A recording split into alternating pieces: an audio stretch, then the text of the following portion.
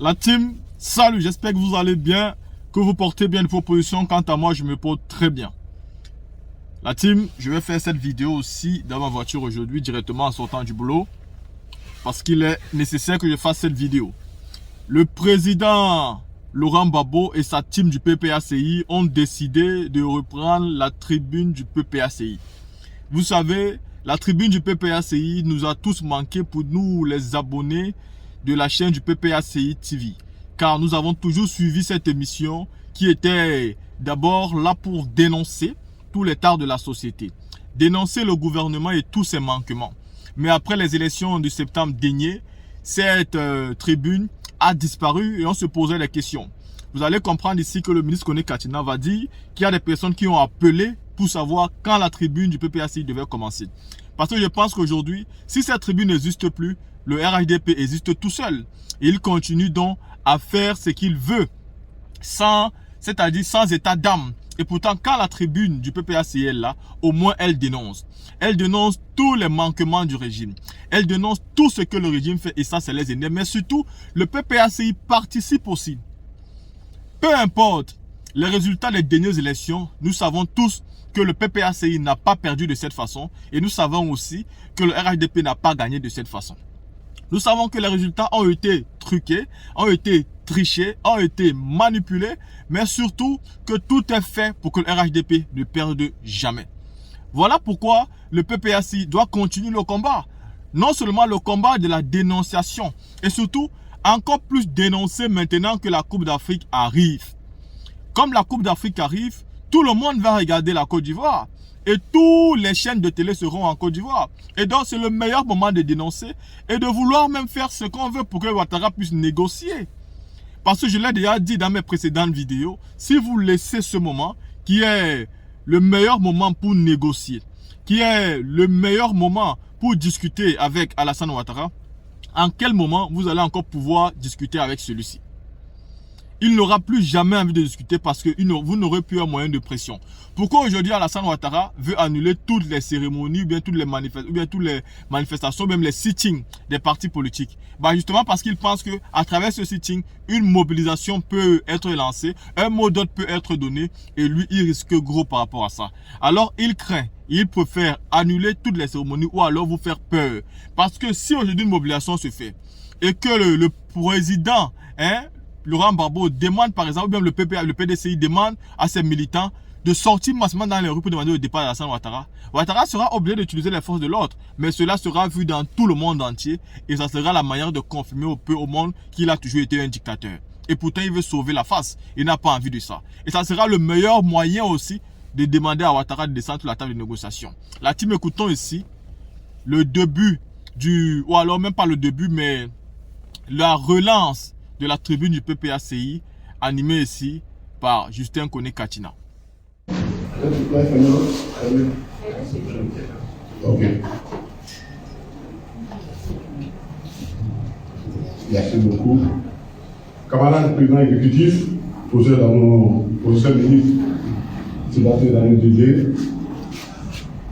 camarade secrétaire général du parti, l'honorable député TID Jean Gervais, camarade membre du CSP, camarade ministre Pierre Vincent Loukou, camarade membre de la direction, je vois ici, je vais saluer particulièrement le professeur Toutou Toussaint et mon très cher grand frère Sokouri, Louis. Je salue le membre du secrétaire général. Je vois le professeur Kofi Tadier, l'homme Kouno de notre administration, la secrétaire générale adjoint Nanizata Fofana, M. Chérif, et puis mon ami de tous les jours, Dubaï. Merci beaucoup d'être venu. Merci aux jeunes qui sont venus, qui étaient allés à la Ligue, malheureusement qui n'ont pas fait la Ligue des jeunes, sont de la délégation du mouvement panafricain, dirigée par un ami burkinabé qui est là. Merci beaucoup. Ils sont déplacés jusqu'à malheureusement, la Ligue n'a pas pu se tenir. Je veux saluer les SNT qui sont là. Je vois Ouattara, je vois Koulaï, Yvon, les membres de la direction de l'administration. Merci beaucoup. Comme l'a dit tout à l'heure, je voudrais, au nom de son excellence le président Laurent Gbagbo, vous saluer. Saluer la présence des journalistes. Ils ont été pris de court et évidemment il y a beaucoup d'événements aujourd'hui qui ont cours. Nous sommes en fin d'année et je sais partager entre les événements qui se succèdent, c'est pas facile. Mais ils ont eu du temps de venir et je vais leur dire merci. Merci. Et comme l'a dit tout à l'heure le modérateur, nous reprenons la tribune du PPACI. Certainement que F changera du format. Les responsables de l'exécutif nous diront comment cela va se faire. Mais déjà dans notre esprit, et je pense qu'on peut faire cette annonce, petite annonce, ça va être l'espace de promotion de notre programme de gouvernement. Certainement des gens viendront ici, des experts viendront ici. Nous, non seulement nous allons vendre nos promotions, nos programmes, mais nous allons vendre des figures de ceux qui vont constituer la nouvelle administration de la Côte d'Ivoire de 2025, autour du président Laurent Gbagbo. C'est un peu ça, mais les détails, les responsables de l'exécutif nous diront comment cela va se faire. Et en tout cas, merci d'être venu. Il y a un philosophe qui disait qu'on apprécie la présence d'un événement ou d'une chose qu'à travers son absence. C'est quand l'événement est plus, on dit ah, attention, il y a quelque chose qui manque. Voilà, il y a quelque chose qui manque. L'absence, donc, devient de l'élément distinctif qui permet d'apprécier la présence. Et pendant ces 2 mois, 3 mois de rupture de la tribune, nous nous sommes rendus compte qu'elle a fini par s'imposer dans l'espace médiatique et politique de la Côte d'Ivoire à un point tel qu'on nous interpellait, je ne sais pas, vous retenez votre affaire Lacan. Les jeudis, on n'est plus animé, on est devant nos portables et puis on ne reçoit rien. Je voudrais vraiment saluer cette reprise, saluer tous ceux qui sont présents, mais saluer ceux qui ne sont pas là et qui nous écoutent à travers donc, les différents canaux de communication. C'était une idée du président Laurent Gbagbo de créer la tribune pour que nous puissions effectivement être présents sur le milieu médiatique et faire passer notre message, jouer notre rôle de parti d'opposition qui critique mais qui fait des contre-propositions. Donc, nous voulons nous excuser pour la rupture de 3 mois qui a fait que la tribune a manqué aux Ivoiriens et vous êtes notre joie de nous retrouver.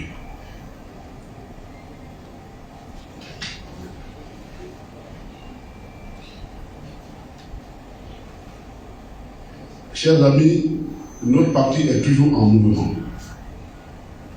Il est certes jeune, mais il est toujours en mouvement, avec toujours comme capitaine le président Laurent Gbagbo, à qui nous croyons et qui nous sommes convaincus qu'il nous conduira à la victoire finale en 2025. C'est notre conviction et nous travaillons par rapport à cette conviction.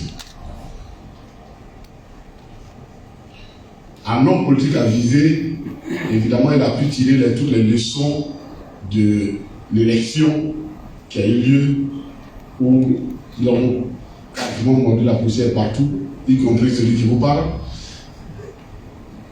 Mais le président a tiré donc toutes les leçons.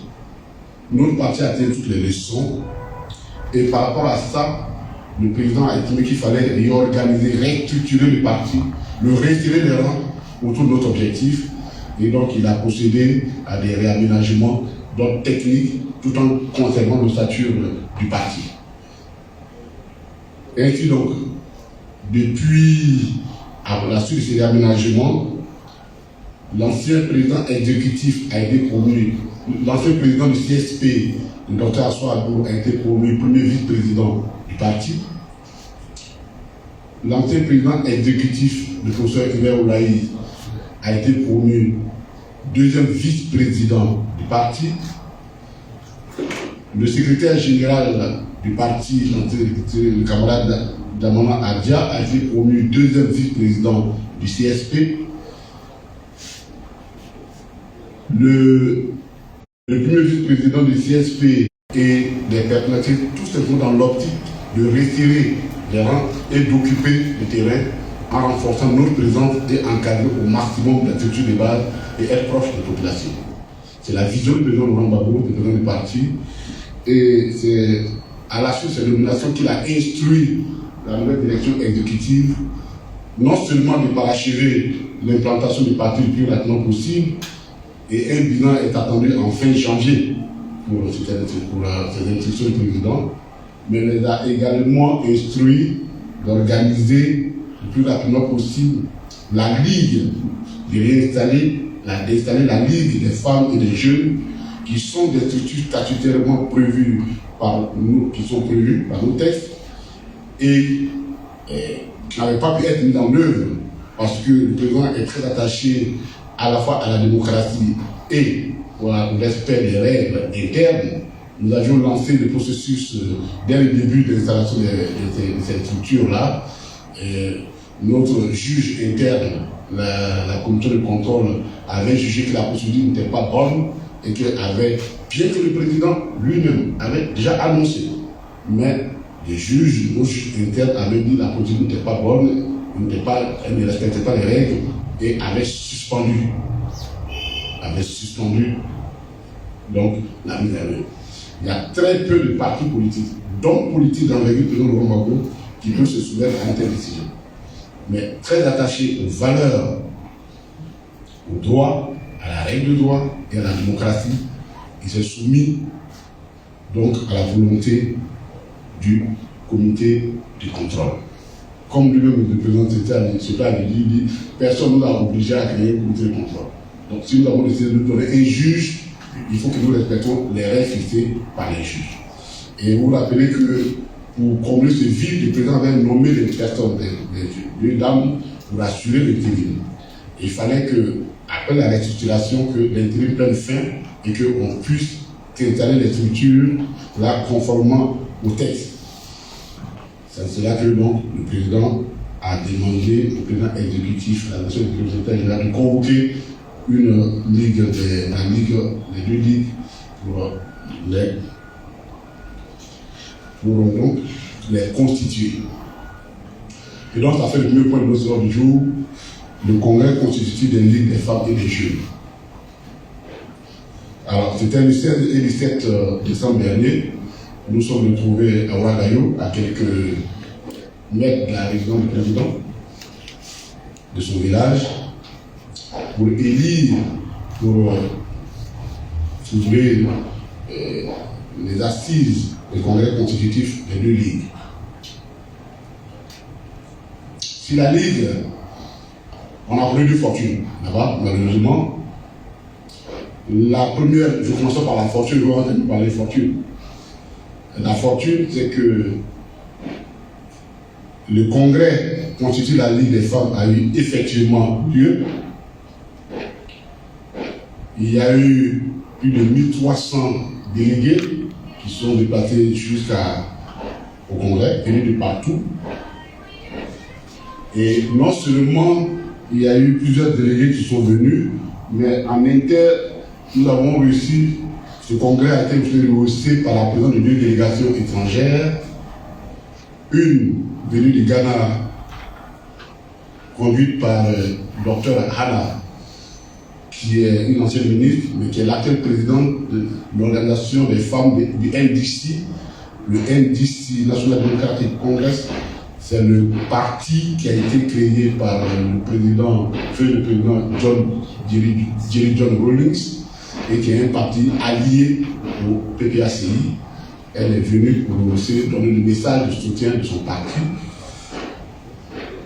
Et notre délégation était portée par la dernière fille la dernière née du président Julius Nyerere, pour les anciens et les savants qui connaissent l'Afrique, savent de qui il s'agit. C'est l'ancien président, le premier président de la République de la Tanzanie. Et je pense que jusqu'à aujourd'hui, c'est l'une des grandes figures du panafricanisme et du socialisme africain tel qu'il avait défini, lui et Kwame Nkrumah.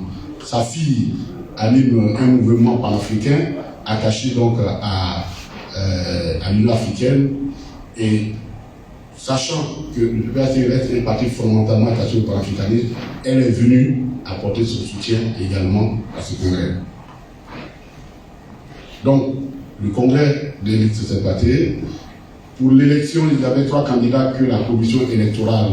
C'est bon de le savoir parce que ça donne le caractère démocratique de notre structure. Nous avons des structures internes, des règles internes auxquelles nous sommes attachés, et nous avons une commission électorale d'application et application numérique. C'est elle qui fait un peu notre CEI interne, mais qui ne fonctionne pas comme la CEI extérieure. La CEI interne.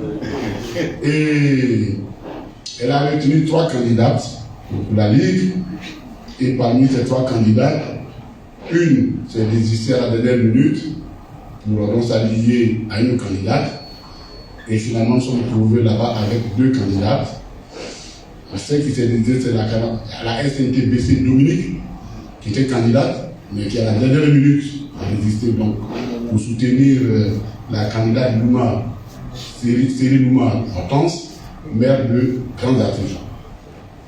Et donc, nous sommes à nos élections, et Cyril Louma a été proclamé à la fois par la commission électorale interne et ratifié par le comité de contrôle, qui est notre juge des élections aussi, in fine, et qui a donc proclamé cette Madame Cyril Louma Hortense, maire de Grande Afrique, comme la présidente de la Ligue des femmes. Elle compétissait contre une autre grande dame de notre structure du parti, Faye Florentine, et la démocratie a prévalu. Et aujourd'hui, nous pouvons dire que la Ligue des femmes, aujourd'hui, a un chef conformément au texte, et elle est organisée. Je voudrais féliciter toutes les personnes, toutes les personnes qui ont été impliquées. Je pense qu'ils le feront, notamment le président exécutif et le secrétaire général qui ont piloté cette opération-là, plus les structures opérationnelles comme la commission électorale. Alors, ça c'était le côté de la fortune.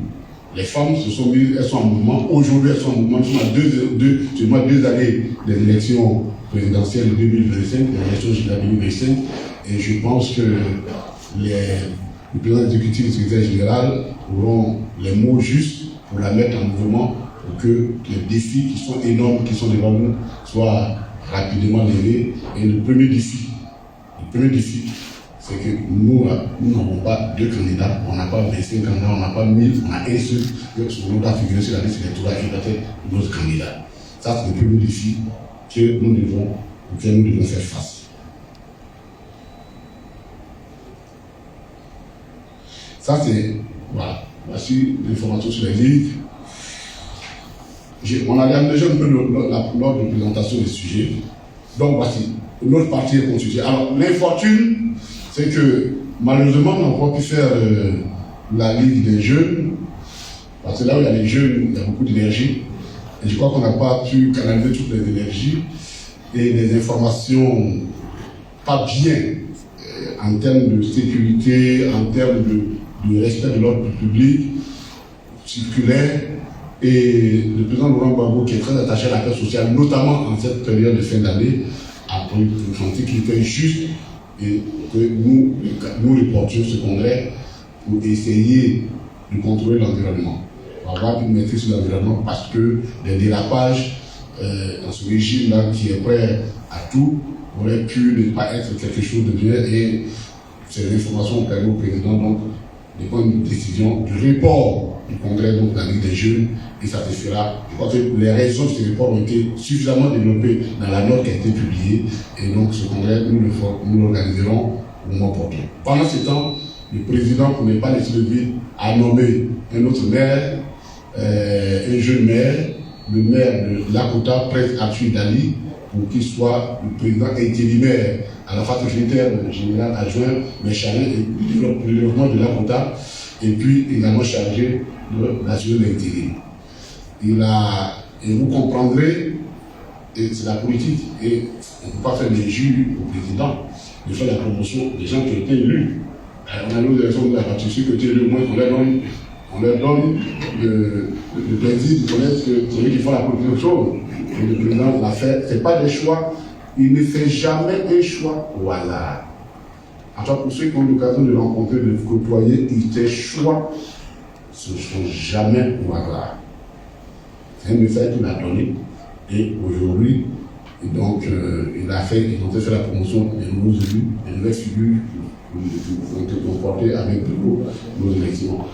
Et donc, Prince Arthur Dali, maire de Lakota, est lui là qui est chargé également de conduire donc, la Ligue des jeunes de façon par intérim jusqu'à ce que nous puissions organiser cette élection. Voilà un peu la situation. Notre parti, les Ivoiriens comptent beaucoup sur notre parti. Parce que c'est nous qui avons une alternative crédible. C'est nous qui avons un leader charismatique. Nous avons mené des actions de combat et les Ivoiriens comptent beaucoup sur nous. Les Africains comptent beaucoup sur nous. Tout à l'heure, un mouvement panafricain dirigé par le jeune Burkinabé qui est là, qui compte beaucoup sur nous. Et donc, les gens souffrent de la mauvaise gouvernance de RADP. Ça, là, c'est connu. On le dit là, ce n'est même plus nouvelle, c'est la réalité. Ce n'est plus quelque chose de nouveau, c'est la réalité. Et l'un des exemples typiques de cette mauvaise gouvernance, c'est l'organisation de la CAN. Et c'est le deuxième sujet que nous avons abordé, l'organisation de la CAN. Alors, en tant que parti panafricain, notre parti se réjouit que la 34e édition de la Coupe africaine de football, la Coupe des Nations, se tienne en Côte d'Ivoire et se déroulera du 13 janvier, donc en moins de 3 semaines, au 12 février. 11 février 2024. C'est un grand rassemblement de toute la jeunesse africaine, de tout le monde, un mouvement médiatique. C'est-à-dire que le football aujourd'hui, il converge sur beaucoup d'intérêts et donc toute la planète regarde tourner vers notre pays. C'est un honneur pour nous, c'est un grand honneur pour la Côte d'Ivoire et nous nous en félicitons. Et l'organisation de cette compétition pour nous aurait dû être, compte tenu de l'intérêt et donc de l'opportunité de cohésion sociale, cette organisation aurait dû s'ouvrir et être l'occasion de rassembler toutes les forces vives et toutes les compétences, toutes les intelligences, toutes les opinions autour de notre pays. Le gouvernement dit qu'il veut organiser la plus belle CAN qui n'ait jamais été organisée. C'est un honneur pour notre pays. S'il réussit, c'est un honneur pour notre pays. C'est un honneur pour notre pays. Mais on aurait bien voulu qu'il réussisse. Et on prie Dieu qu'il réussisse. Mais nous avons quand même quelques interrogations qui subsistent par rapport à cette CAN. D'abord, si elle réussit, la CAN apparaît pour nous comme une occasion de finir, de resserrer les liens sociaux, la cohésion nationale, et de permettre pour nous d'être le point, la parenthèse, être l'occasion donc de nous retrouver. Et c'est là qui serait donc le succès de cette crise-là, de la CAN. C'est ça qui devait faire le succès de la CAN. C'est la parenthèse, après des années, plusieurs années de conflits internes, de disputes, ainsi de suite.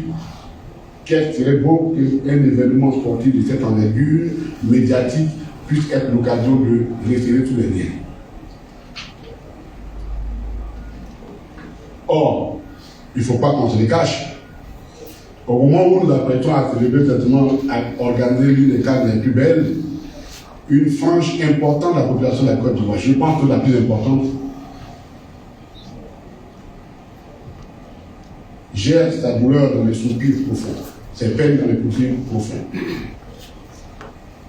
Soupire parce que un parent est en prison pour des raisons politiques depuis plusieurs années. Soupire pour les autres parce que le président, parce que l'un des parents est en exil et a peur de retourner. Soupir également pour ceux qui, chaque matin, scrutent l'horizon et désespèrent à cause de la cherté de la vie. Ah ben voilà, le micro soupire.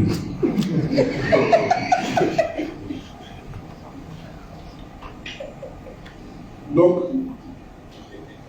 la Côte d'Ivoire, il ne faut pas qu'on se le cache, est un pays de soupir. Je crois que c'est un acteur qui a dit on va finir par avoir battre. Comme c'est gros, on ne peut pas faire sortir ça dans la gorge, on va finir par avoir toutes les boîtes. L'occasion est belle pour le gouvernement devrait affecter ces soupirs là cesse. Qu'est-ce qui serait beau?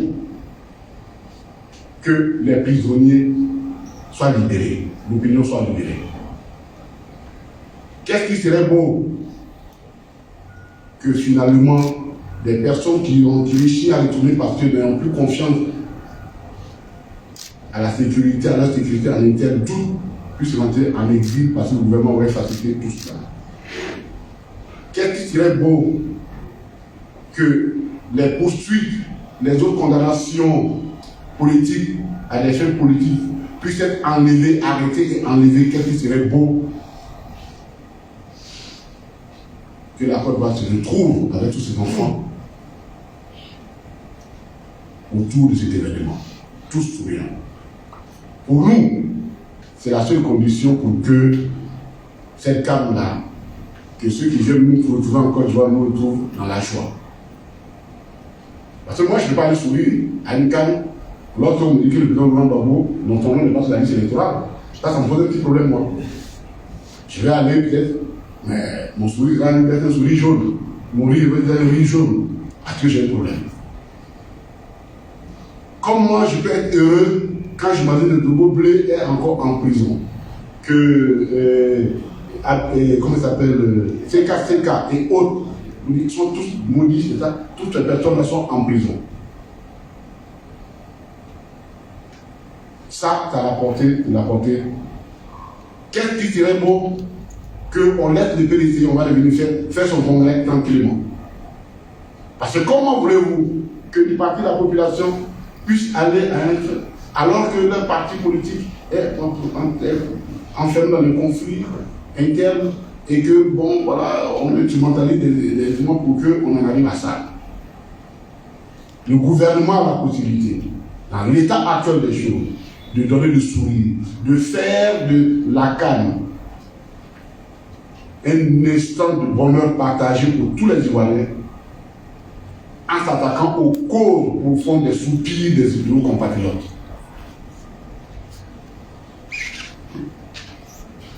C'est un appel fraternel, mais c'est un appel pressant que le peuple s'adresse au gouvernement. Ça, c'est l'aspect politique de cette gouvernement, de la gouvernance de la CAN. Oui, nous appelons véritablement à détendre l'atmosphère sociale, politique, à faire des gestes encore énormes pour rendre la vie moins chère et pour que du 12 janvier au 13 janvier au 11 février, les Ivoiriens, toutes tendances confondues, nous chantions, nous dansions, et alors ce sera les prémices certainement de notre victoire finale, la victoire de l'équipe nationale de Côte d'Ivoire. Alors on aura une CAN à la fois bien organisée et un succès final au bout du compte, et c'est la Côte d'Ivoire qui gagnerait. C'est un appel pressant que le peuple a saisi. Or, ça c'est au niveau de l'organisation. Il se trouve que ça le gouvernement peut le faire, parce qu'en temps, ne nous cachons pas, il y a des choses qui nous gardent la tête le plus vert.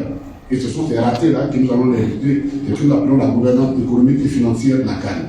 La gouvernance économique et financière de la CAN pose des problèmes chez nous, et en tant que parti proche des populations, nous devons reléguer cela.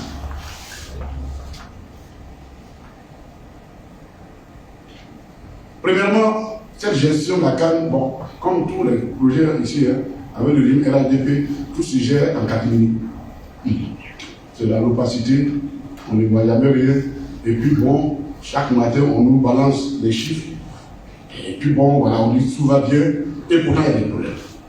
En ce qui concerne la CAN, l'ex-ministre des Sports, Dao Polin, c'est ça, Dao Polin, a annoncé que la CAN, le gouvernement envisageait d'investir $1 milliard pour l'organisation de la CAN, la construction des édifices, et ainsi de suite, soit 500 milliards de francs CFA.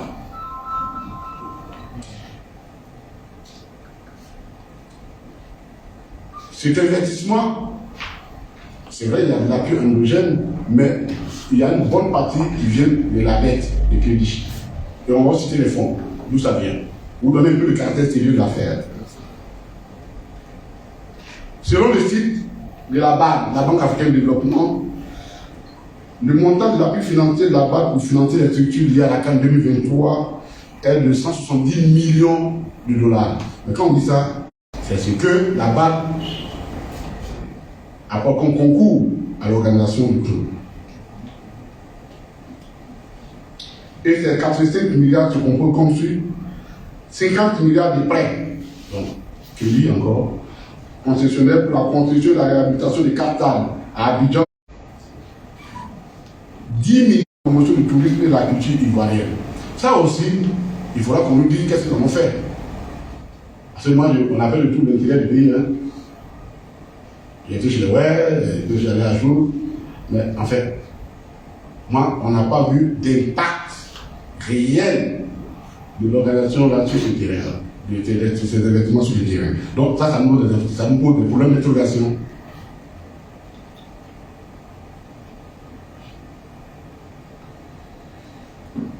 En ce qui concerne la Banque mondiale, on cite également qu'elle a concouru pour... Ce n'est pas nous qui disons, ce sont les chiffres de la Banque mondiale.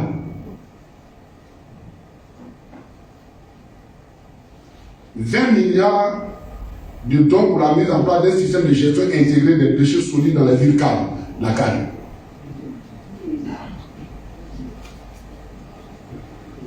Voilà. Donc la Banque mondiale, elle intervient dans la qualité, pour augmenter la qualité de la vie dans les villes où la CAN va se jouer. La Banque islamique de développement aussi a participé. 15 milliards de prêts pour la construction et la réhabilitation de 10 hôtels dans les villes de la CAN 2023. On ne sait pas si c'est des hôtels privés ou c'est des hôtels publics. En tout cas, c'est écrit noir sur blanc. Parce que cette tribune-là, comme on l'a mis, nous tenons à ce que les Ivoiriens et ceux qui nous écoutent le plus juste possible. Donc, 10 hôtels. Moi, je viens du centre de l'eau. Je ne sais pas s'il y a un hôtel là-bas, qui est en construction. À Yamtoko, ils sont tenus d'habiter l'hôtel du président, c'est vrai. Mais enfin, c'est tout le seul truc qu'on a vu. Hein.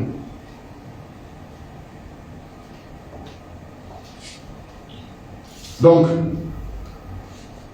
au total, c'est 130 millions de dollars, donc 65 milliards de francs CFA, de dons, et 190 millions, donc en moyenne 400 milliards de francs CFA d'emprunts qui participent. Donc ces emprunts-là, nous allons les rembourser.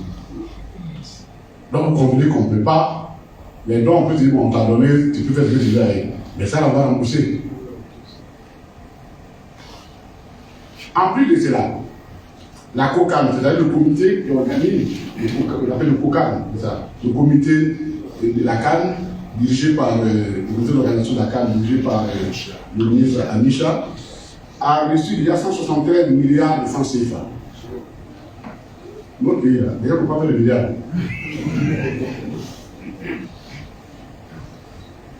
Mais il dit que ce n'est pas suffisant. Le dernier numéro de l'intelligence Africa Intelligence dit il a demandé 86 milliards. C'est-à-dire la moitié de ce qu'on a demandé, il demande ça en rallonge budgétaire.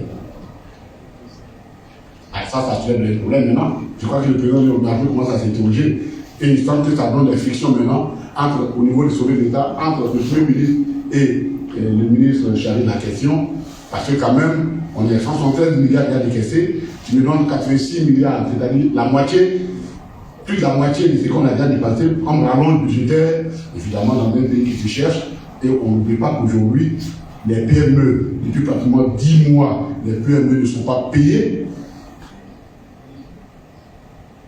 Le gouvernement a été obligé d'aller voir donc, la France dans le cadre du projet de CD2 pour bien demander qu'on leur fasse une partie de l'argent pour pouvoir gérer ça. Ils sont allés voir la Banque mondiale qui a décaissé il n'y a pas longtemps d'argent dans le cadre du programme avec eux pour pouvoir appuyer ces dettes. Mais à ce moment-là, on continue de demander encore 86 milliards pour compléter sur 175 milliards sans que un bilan ne soit fait. Au moins, on nous apprend que le Premier ministre veut que le bilan de 175 milliards soit bien établi et véritablement contrôleur avant de voir ce qui peut être fait. Donc ça nous pose un problème de transparence.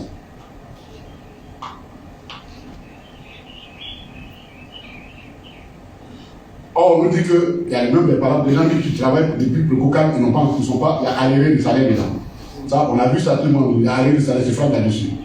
Il y a eu champion de ligue, Women champion de ligue, qui s'est joué à Kologo, à sortir de là aussi, les gens se plaignent parce qu'ils n'ont pas reçu tous les problèmes. C'est compliqué si on veut organiser une bonne canne. Avec ça là, je ne suis pas sûr que. On a créé 20 000 emplois, ce sont des emplois occasionnels, et puis c'est pour. On dit c'est des volontaires. Il y a des petits contrats pour aller, il faut vérifier le terrain de l'autre côté, il faut. Comme sérieux, on va surtout célébrer pour ça. Avec tout ce qu'on a vu comme d'argent là, de la canne, pour abriter les délégations qui vont venir. Mais il y a 4 délégations qui disent qu'ils ne vont pas dans leur village. L'Algérie dit qu'ils ne vont pas dans son village. Le Maroc dit qu'ils ne vont pas dans leur village. Même nos voisins, les Guinéens, disent qu'ils ne vont pas dans leur village. Et quand on a vécu une telle expérience avec les Jeux de la francophonie, c'était ça, organisés en Côte d'Ivoire, et qu'on a investi les bâtiments, du moins les choses qu'on voit à Margouri, aujourd'hui, la question se pose, quelle est la suite de l'usage de ça? Ça sert à quoi? Bon, ça nous a servi, quand ils sont venus avec le Covid, on a mis les gens là-bas en quarantaine, ils ont même fui. D'ailleurs, ils ne sont pas restés non fui. Ça sert à quoi? Un gouvernement doit tirer les leçons de sa propre expérience et les expériences d'ailleurs. Nous, on aurait été à la tête de ça, on nous avait associé, voici la proposition qu'on aurait faite. Vous dites que l'année de la jeunesse, demandez aux jeunes, l'argent reçu, on vous alloue une partie sous forme de prêt pour construire des hôtels de moyen standing, comme étant donc pour abriter des délégations qui viennent. On vous aide ça, on vous avance ça. Vous construisez, on fait des standards, des hôtels de moyen standing, 30 chambres, 25 chambres, 50 chambres, comme ça, dans les villes, pour que les délégations qui viennent puissent y rester. L'avantage de ça, c'est que quand vous partez, la canne est finie, les hôtels continuent, et on développe une économie de tourisme autour de ces hôtels. Donc, non seulement l'État ne perd pas, parce que ça, c'est qui cette Margorie là, ça c'est un investissement cadeau, gratuit, à perte. Donc, l'État ne perd pas, parce que les prêts vont être remboursés dans le long terme. Et en plus, on améliore le réceptif hôtelier dans notre pays. Parce que quand on va dans le village, là, vous allez chez ouais, ceux-là. Il n'y a pas d'hôtel là-bas.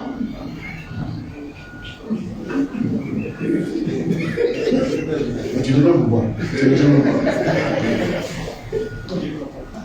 n'y a pas d'hôtel là-bas.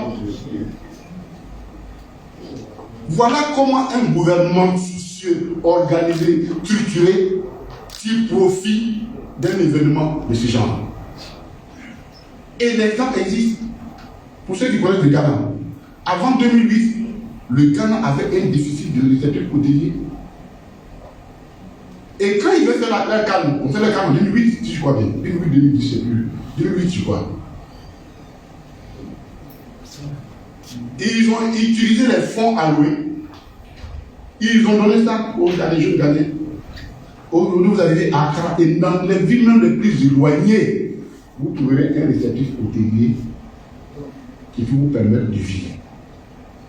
C'est pourquoi aujourd'hui, les Ghana tirent profit. Chaque année, ils ont inventé le retour de nos parents qui sous-traitons par exemple l'esclave. Chaque année, et moi j'étais là autour dernièrement, c'est des milliers de Noirs américains qui retournent au Ghana pour visiter les îles et puis passer cette journée d'après la journée de retour en Afrique. Et à partir ils ont construit une économie de tourisme à partir des investissements qu'ils ont faits. Quand vous n'êtes pas, connaissez pas, et demandez, il y a des qualités au PPACI, on va vous dire ça. Et toujours, on va vous dire, pour construire des villages, quand on va finir, on va faire quoi? Ce qui a été construit à 100 euros.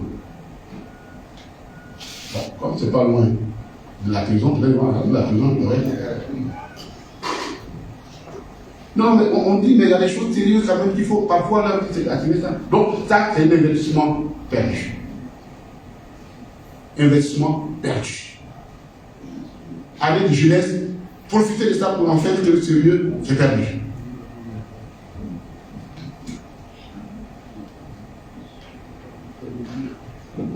Quand on a fini dans ça, même diffuser les matchs, où mes parents de nos poumons là-bas sans vous asseoir pour faire petit maquis et puis pour mettre écran géant pour qu'on passe voir la vie pour aller les matchs, on dit on soumet ça à des conditions. On est restreint. Il faut rentrer dans un processus et les maquis, nous avons interrogé des gens. Vous faites cette émission, on a tiré des témoins. Ils disent c'est difficile. L'accès de site qu'on leur a donné, parce qu'il faut une procédure pour avoir accès à ça. J'ai dit, oh, moi mes parents sont à Nakara là-bas.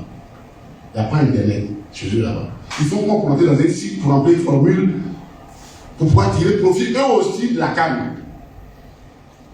Ah non, il faut rentrer un formulaire parce que tu peux y aller sur ta petite télévision, mais pas d'écran géant. C'est quoi ça? Donc, finalement, les petits commerçants, les petits motifs qui font la fierté, et on va donner les chiffres, hein. On va vous donner les chiffres. À Abidjan, en 2020, le bureau ivoirien des statistiques avait plus de 43 000 maquis et restaurants à Abidjan. 43 000. Nous-mêmes, sortis. Et c'est pour les maquis ivoiriens sont tellement célèbres que même les délégations qui vont venir de l'étranger, là, elles vont aller chercher à aller à la rue pour aller voir les maquis du bureau. Tu dis que tu peux aller à la parce qu'il faut une formalité, des trucs à remplir. Mais ça dit quoi ça? Je pense que le président avait au courant de ça. Ça dit quoi?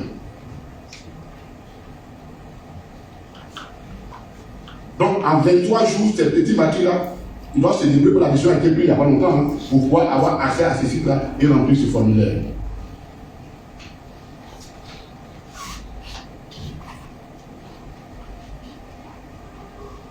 Et c'est maquis, c'est nous, dans le bureau des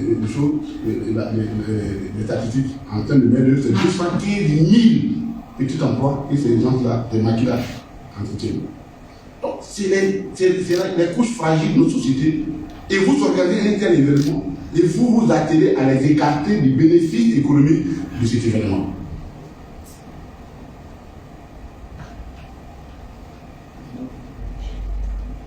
Ah, j'oubliais, l'année de la jeunesse, ça finit en 2023. La CAN en 2024. Les projets, on y a changé pour le gouvernement. Donc les jeunes là, attendez une autre année, parce que si l'on sert une politique, on ne peut pas faire ce genre de choses. On ne peut pas faire ce genre de choses. On ne peut pas avoir une jeunesse qui a besoin du travail, à qui on donne 1 milliard tous les jours, et puis, on leur donne une opportunité de continuer l'économie autour de cet événement. Autre chose d'incongruité, c'est même notre RTI, notre région nationale,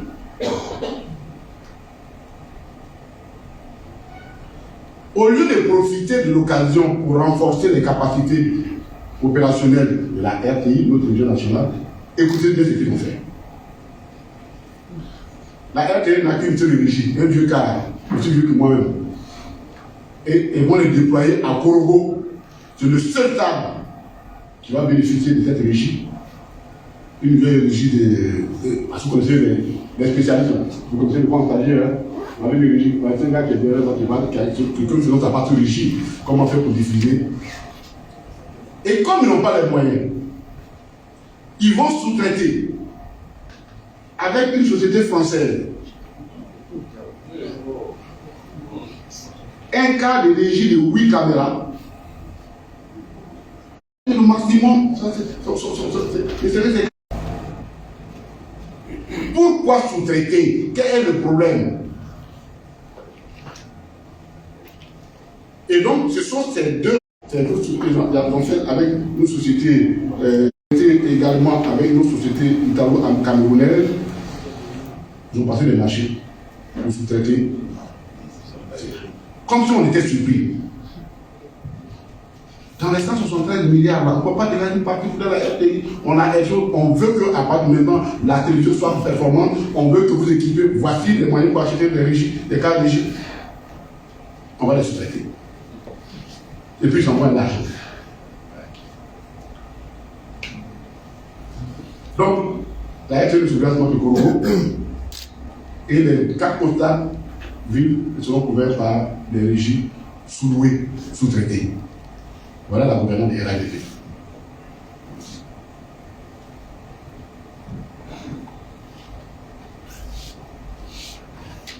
Pour nous, au total, cette CAM est une bonne opportunité pour renforcer les liens sociaux.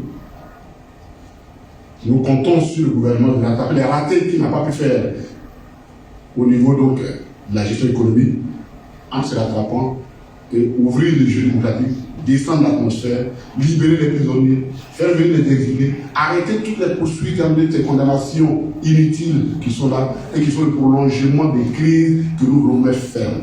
Il n'est pas juste qu'après la calme, qu'après qu'on ait ri, on puisse se retrouver à se frapper parce qu'on n'a pas réglé un certain nombre de questions qu'on aurait pu régler. Ce serait ridicule devant le monde entier. Ça, c'est la première observation. La deuxième observation, cette calme-là, on aurait dû en profiter pour construire une vraie économie d'après-calme, pour relancer l'économie et pour prolonger donc l'année de la jeunesse, en fait que la jeunesse puisse en profiter.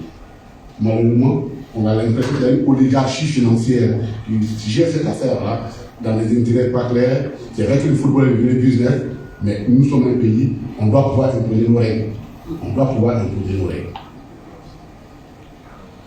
Le congrès du PDCRDA, c'est le dernier point. Alors, que dire? Nous avons, le PDC avait appelé un congrès le 16 décembre dernier pour élire le président, mais fait un intérim du président Kopli. Tout allait bien. Et puis, comme toujours, le 15, les sorciers, là, c'est toujours comme ça, la nuit, à la dernière minute. Le 15, ils ont fait sortir une assignation pour dire au PDC qu'ils sont assignés à comparer devant le tribunal pour donc répondre à un certain nombre de griefs et que le congrès est juste à ordonner la suspension du congrès. Bon. Le PDC a pris acte.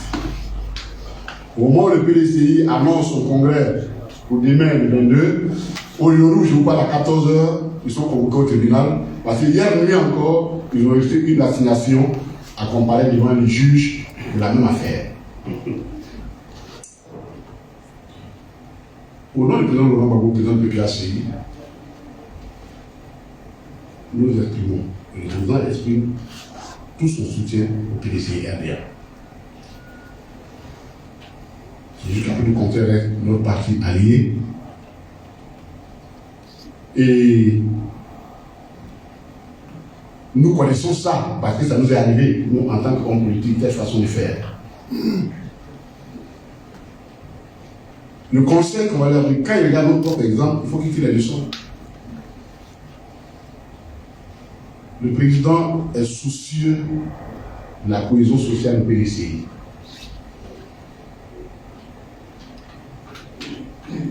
Il a quand même encore en mémoire, et il salue la mémoire du président Nicolas Bédier, avec qui ils ont besoin des partenaires, les fonds, les fondamentaux de notre alliance, une collaboration avec le PDCI. Il n'est pas encore enterré. En Afrique, c'est toujours pas bien de voir ces associations autour d'une grande figure politique de la présidence du président Nicolas Bédier et que ce échange-là puisse arriver. C'est pourquoi le président souhaite que le PDCI puisse trouver les solutions de leurs contradictions en interne. Parce que quand on connaît son sorcier, on ne l'invite pas chez toi à la maison. On ne l'invite pas chez toi à la maison. Parce que quand il ouvre la porte, il rentre là, c'est fini. Quand il n'a pas fini, tout ne sort pas. Et donc, en portant l'affaire devant la justice, que le pouvoir RATP essaie, s'attelle à mettre sous contrôle, on a invité le loup dans la bergerie.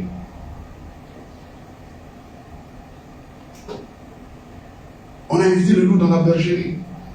Nous, en tant que parti politique, nous ne pouvons pas prendre position pour l'un ou dans l'autre dans un conflit interne. Mais c'est les conseils que nous donnons parce que le PDC est un acteur majeur pour la Côte d'Ivoire, mais elle est un partenaire important pour nous. Et la situation dans laquelle la situation du parti traverse n'est pas accommodante pour nous. C'est pourquoi le parti du président plaide que la sagesse prévale et que les contradictions soient réglées en interne. C'est ce qu'ils sont en train de faire. Ceux-là, s'ils rentrent dedans, à leur justice, ils ne vont plus sortir. Jusqu'à ce que le PDC soit disloqué, ils ne vont plus sortir. C'est vraiment des sentiments profonds. Moralement, le président estime qu'il doit faire le président dédié, et c'est pourquoi il est très attentif à ce qui se passe, et il prie pour que, effectivement, ça se passe dans les meilleures conditions, et que le PDC puisse faire son congrès dans les meilleures conditions, et que la vie politique puisse reprendre son cours normal. On ne peut pas, à la veille d'une telle manifestation, il y a des acteurs majeurs de la vie politique puissent se trouver dans ces gens de conflit. Tel est l'appel que le président Laurent Gbagbo lance en relation de PDCI, que notre parti a joué, surtout en souvenir de ce que il y a l'accord qu'il a dit à le président qu'on a payé, qui n'est pas encore entré. Mesdames et messieurs les journalistes, nous voulons vraiment vous remercier d'être venus. C'était la reprise de la tribune. On vous l'a dit, le format certainement va changer, mais la tribune continue, elle va s'améliorer. Et je leur dis merci à l'équipe exécutive qui a compris l'importance de ce service-là et qui tient à lui donner donc toute la latitude à la tribune de s'exprimer. Les Ivoiriens, les Africains ont besoin de savoir la vérité. Ils ont besoin de parler. Notre rôle en tant que parti d'opposition, c'est de dire ce qui se passe. Et comme il y a tendance à dire, je n'ai pas encore trouvé un politicien sourd-muet. Donc, nous, notre rôle, c'est de parler. C'est de parler. Et nous parlons. Pour que les Ivoiriens non seulement comprennent ce qui se passe et qu'ils sachent également que le président Laurent Gbagbo continue d'incarner l'alternance la plus crédible pour notre pays. Je vous remercie.